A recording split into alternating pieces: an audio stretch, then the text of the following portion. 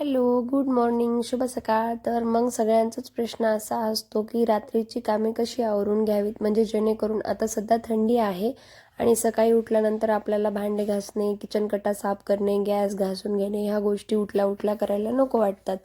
तर मग कुठली कामे आपण रात्री करून ठेवली म्हणजे जेणेकरून आपल्याला जास्त लोड पडणार नाही.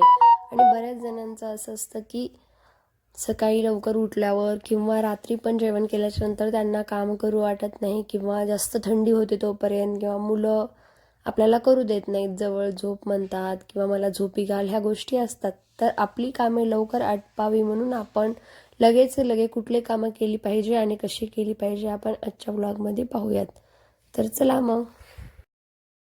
आजच्या ब्लॉगमध्ये मी तर तुम्हाला शेअर केलंच होतं की रात्रीचं डिनर लवकर व्हावं म्हणून आपण पूर्वतयारी काय केली पाहिजे. तर तीच तयारी म्हणजे आपण काही भाज्या कटिंग वगैरे केल्या पाहिजे. आणि मी तुमच्यासोबत हेही शेअर केलं होतं की मी रात्रीच्या जेवणासाठी जे काही बनवते ते मी माझ्या अहोला विचारूनच बनवते. आणि आजचा माझा असा प्लॅन होता की फ्राईड राईस किंवा पुलाव. तर मग नंतर यांची शिफारस आली की फ्राईड राईसच बनव. मग चला म्हटलं, आपण काही जे पुलावसाठी सामान काढून घेतलं होतं ते ठेवून दिलं आणि फ्राईड राईससाठी शिमला आणि बीन्स कट करून घेतल्या. आणि आता म्हटलं चला, बीन्स वगैरे किंवा छोट्या मोठ्या गोष्टी आपल्या कट करून होत आहेत तोपर्यंत आपण राईस शिजायला टाकून घेऊयात. कोणी कोणी फोडणी देऊन पण राईस शिजवतं, पण मी ऑन दी स्पॉट पाणी टाकून अगोदर राईस स्वच्छ धुवून घ्यायचा आणि नंतर त्यामध्ये थोडंसं मीठ, दालचिनीचा तुकडा, एक इलायची, 2 लवंग आणि मिरे एवढं साहित्य टाकून आपल्याला राईस व्यवस्थित शिजवून घ्यायचा आहे. अगदी फुल आचेवरही आपण राईस शिजवून घेऊ शकतो आणि मंद आचेवर. आणि तुम्ही पाहू शकता आता मी त्यामध्ये पूर्ण दालचिनी, इलायची, लवंग, एक तेजपत्ता आणि मिरी टाकत आहे. आणि नंतर आपण त्यामध्ये चवीनुसार मीठ टाकून घ्यायचे आहे. आहोंना गप्पा मारत मारत माझं हे सर्व बनायला चालू आहे. तर तुम्ही पाहू शकता. तर चला म्हटलं, आता लगेच फ्राईड राईस तर बनवतच आहे, त्याबरोबर आपण मस्त असं बनवून घेऊयात सूप. सूप बनवण्यासाठी मी मोजून त्यामध्ये 1-1.5 कप पाणी टाकलेलं आहे.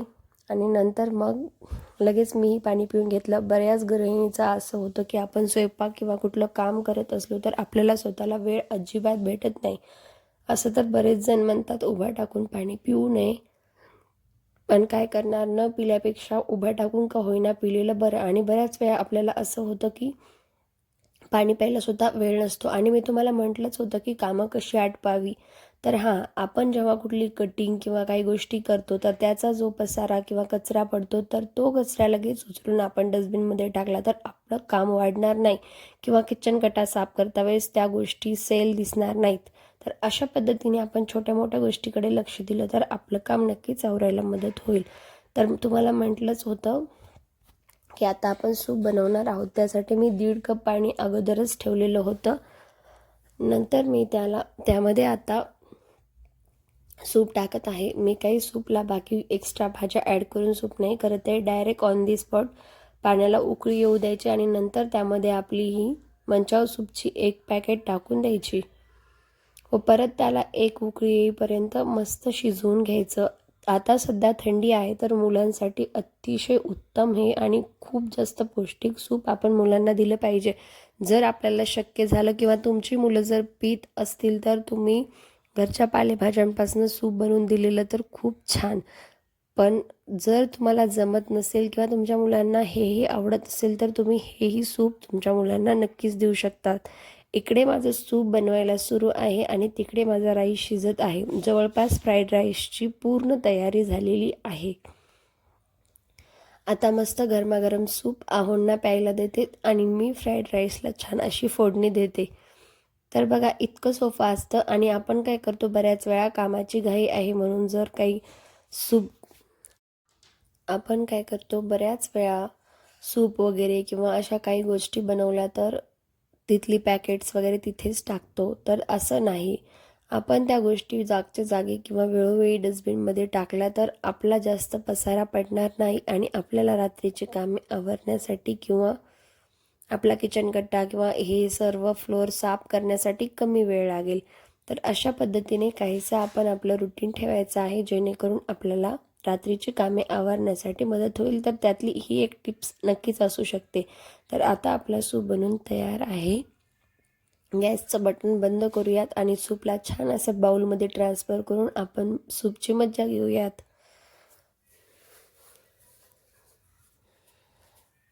जर घरी सूप बनवायचा कंटाळा आले असेल तर 1.5 कप पाणी टाकून त्यामध्ये 1 मंचाव सूपचं पॅकेट आणून टाकलं तर ते प्यायला खूप छान लागतं. अक्षरशः त्याला एक 5 ते 6 मिनिटं त्याला उकळून घेतलं आणि महत्त्वाचं म्हणजे प्यायलाही खूप छान. आणि आपण कुठल्याही डिनरच्या डिशेस म्हणजे स्नॅक्स असेल, थोडंसं फ्राईड राईस वगैरे, तर त्यामध्ये नक्कीच ही एक स्टार्टर म्हणून आपण यूज करू शकतो.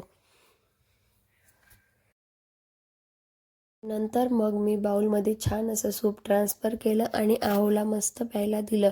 तर माझं ह्यांच्यासोबत बोलत बोलत गप्पा करत करत मस्त असं स्वयंपाक करणं चालू होतं आणि ते मला मस्त कंपनी देत होते. तर चला म्हटलं त्यांच्यासाठी काहीतरी तोपर्यंत देऊयात, म्हणजे त्यांनाही बोर होणार नाही, म्हणून छान असं दाटसर त्यांच्यासाठी मंचाव सूप बनवून दिलं आणि मी माझा समोरचा स्वयंपाक करायला घेतला. तर तुम्ही पाहू शकतात छान असं सूप आहे. तुम्ही तुमच्या छोट्या मुलांना तसंच तुमच्या घरी तुमच्या हस्बंडला वगैरे नक्कीच देऊ शकतात.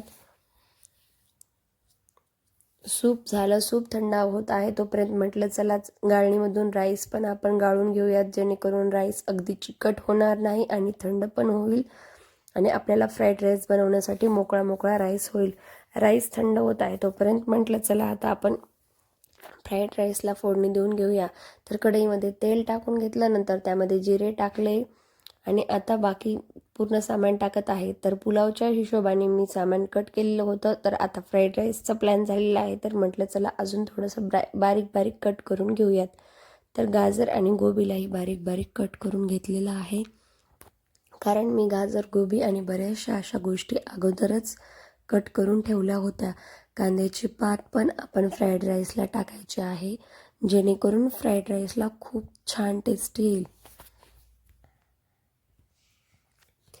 तर तुम्ही पाहू शकतात अगदी सोपं आहे बनवण्यासाठी. अगोदर आपण कढईमध्ये तेल टाकूयात, नंतर जिरे टाकून घेऊयात, नंतर आपल्याला कांदा टाकायचा आहे उभा कापलेला आणि कांद्याला व्यवस्थित 1-5 मिनिटं फ्राईड करून घ्यायचं आहे. कांदा झाला की आपण त्यामध्ये बारीक कापलेली शिमला घालून घेऊयात. शिमल्याला बी 1-5 मिनिटं परतून झालं की आपण त्यामध्ये बीन्स टाकून घेऊयात आणि नंतर आपण त्यामध्ये गोबी आणि गाजर टाकून घ्यायचं आहे. हे सर्व जिन्नस व्यवस्थित 5 ते 7 मिनिटं शॅलो फ्राय करून घ्यायचे, जेणेकरून ते असे कचकच लागणार नाहीत आणि चांगले स्मूथ होतील. हे सर्व जिन्नस आपण 5 ते 7 मिनिटं मीडियम आचेवर असं मी जसं परतत आहे तसे आपल्याला परतून घ्यायचे आहेत.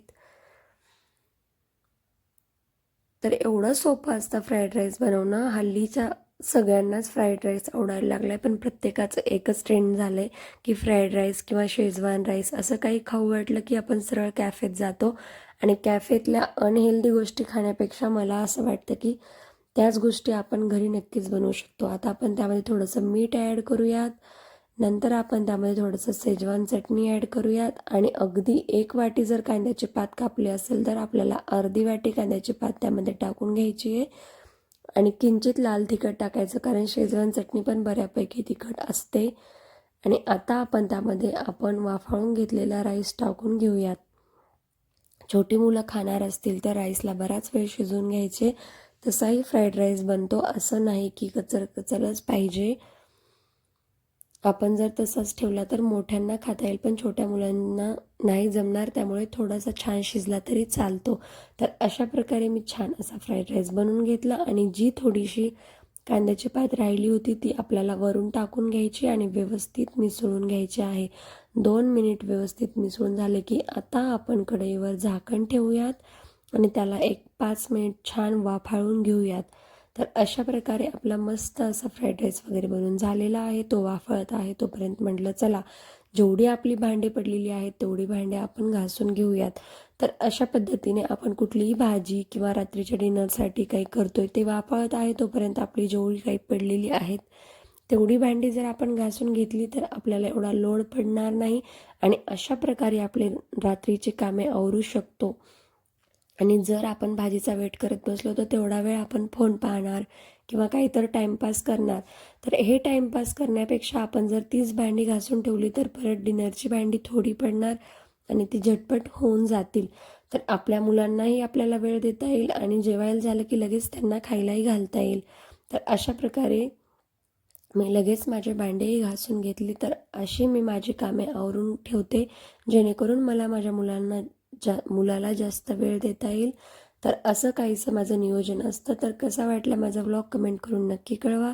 व्लॉग आवडला असेल तर लाईक, कमेंट, शेअर आणि माझ्या चॅनलला सबस्क्राईब करायला विसरू नका.